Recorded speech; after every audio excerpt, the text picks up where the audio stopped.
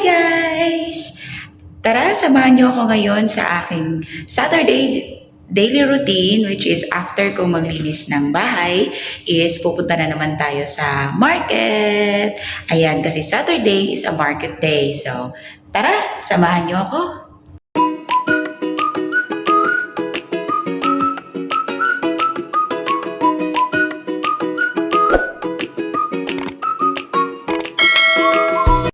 And guys, normally, every Saturday is namamalengke kami kasama yung mga beloved, mga amohens. Unsa daw? Okay. Enjoy lang. Maon ni siya ang ako ang trabaho every Saturday. Wait. Dapat mag-Tagalog kay guys kasi kasi po maraming hindi nakakaintindi. So, let's go!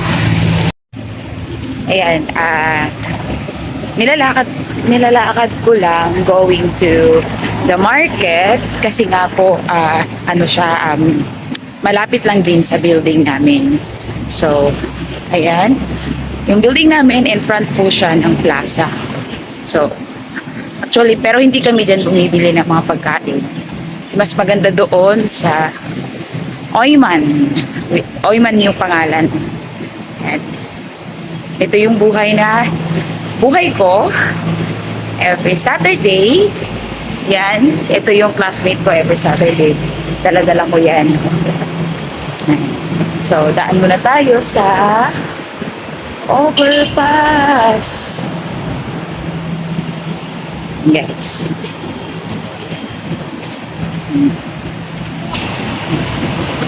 Ganito lang lagi. Every Saturday, sa nakasanayan na. Yung iba sila yung nagmamarket, sila yung pinapamarket ng amo nila. But then, ako kasi is, kasama ko sila sa pagmamarket. Kasi, mas gusto nila sila yung mamimili ng pagkain. Which is gusto ko din kasi sila, hindi ka na mahihirapan, magbibit-bit ka na lang.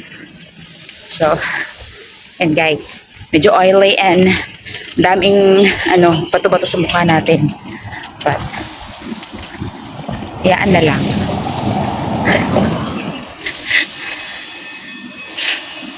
Okay.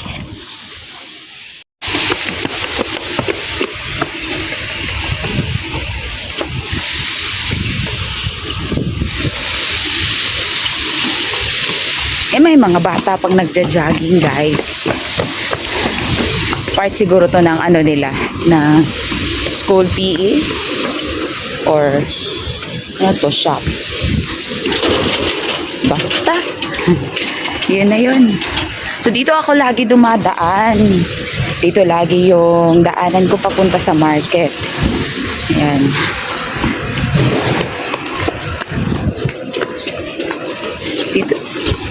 Dito. Ayan. Dito pala guys, hindi katulad sa Pinas na kung saan-saan ka pwedeng mag-parking na dito may bayad. Ayan kung nakikita nyo yung mga sasakyan na yan na nakapark, meron din yung octopus card na pang top up mo dyan yan. Yan yung dyan ka magbabayad ng pag-early park mo dyan. Kaya yung mga may sasakyan dito, mahihirapan sila kasi nga kailangan magbayad kapag may pupuntahan sila, like for example school na mga bata, kailangan nila bantayan yung anak nila or ihatid nila. So kailangan kapag makikipark sila is ayun, may early park, may bayad. And so for this moment, medyo malapit na tayo guys. Kasi nga alam nyo mga con babies ko, kung tutuusin, part na to ng exercise ko. Exercise. Lalakad. Malapit na tayo. And kapag katatawid ka, look right. Kapag dito na side, then ayun. Look left naman pag doon sa kabilaan. Ano yung ginawang bata?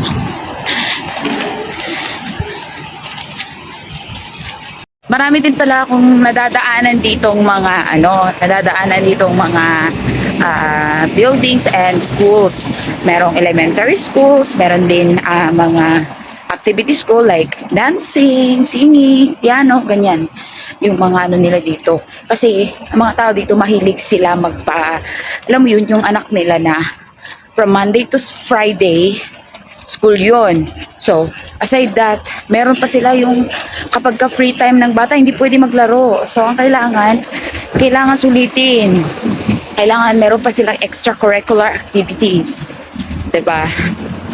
So, ayun. Medyo inihingal si ating. Okay lang yan mga kakon-babies ko. Inihingal yung ano nyo, kunyang nyo. Hinihingal. Kasi para hindi na ako magvo-voice over later kapag nainit ko na tong video na to. But anyway guys, sana hindi kayo magsasawang manood sa video ko at sana din po i-subscribe nyo din po ako, i-follow and share nyo naman din po. Ganon. Sabi nga nila bawal daw mag-promote. Ewan ko lang. Pero din ako mga nakakahalubili dito, nakakatagpo na mga same din, mga kunyang din yan, tulad ni ate Yan, kunyan din yan si ate, yung nasa likuran ko.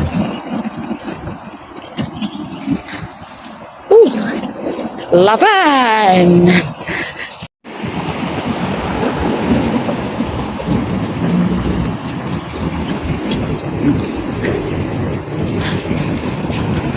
At this moment, medyo malapit na tayo. Kasi ilang minutos na lang papunta doon. Ewan ko kung hindi na ako late ngayon. Kasi inurasan ako may oras ako papunta doon sa market. 10:55 dapat nandun na ako. Kasi yung amo ko ma-market pa kami, and then after that yung alaga ko isusunduin pa sa dance class niya, and then may tutor pa yun after. So kailangan talagang hinahabol yung oras. Dito rin guys, meron din pala silang policy sa kung sasakay ka ng bus, hindi katulad sa atin na maghahabulan. Sila, matanda, mabata, or maganda, mapangit man yan, or kahit anong klaseng tao ka man, kailangan mong sumunod sa patakaran na pipila ka. Unlike sa Pinas is kailangan paunahan, 'di ba? Pagsasakay ka ng bus. So ayan guys, tanaw ko na dito yung ayan na yung building ng sa harap diyan is market na. So ayun lang guys for today's video. Ay, pakita ko sa inyo mamaya kung paano pabalik pa uwi. Kasi ngayon, turo ko lang sa inyo kung paano papunta doon sa market.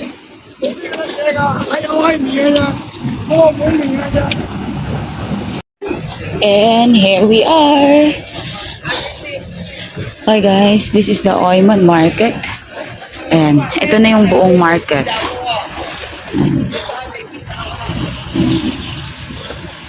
Kabuuan ng market. Meron doon sa likod ng building na yan, yung plaza, yung tinatawag na plaza. Yan. So, dito kami lahat.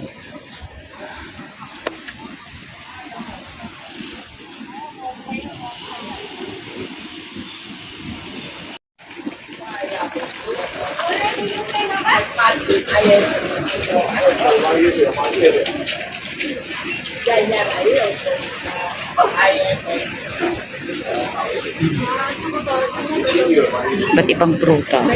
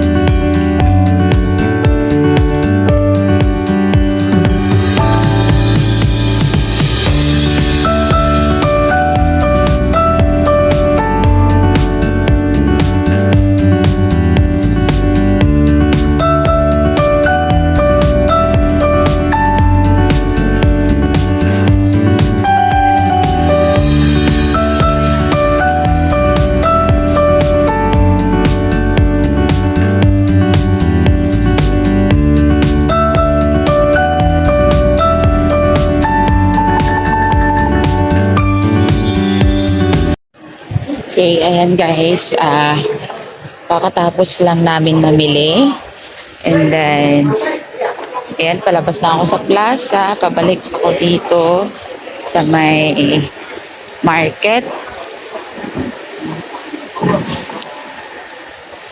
And then, pabalik na ako sa bahay. So, at the same time, kanina, naglalakad ako papunta dito sa market.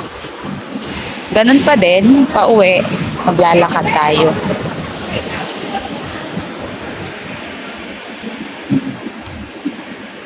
Mga 10 to 15 minutes lalakarin pabalik. So, ayun, pauwi na ang inyong Bisayang Kunyang. Kasi tapos na akong mag-market, guys.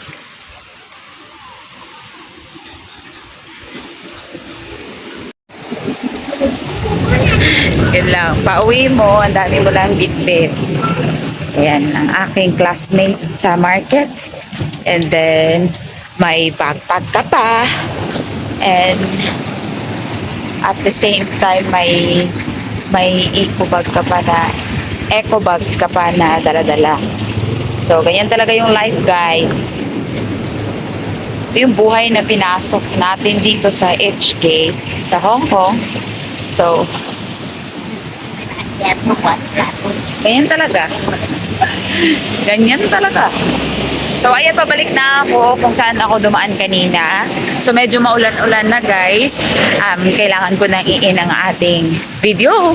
So, that's all for today's video, guys. Thank you so much for watching. Please don't forget to like, share, and comments, and subscribe. Bye-bye, guys, kasi basag-basa na ako.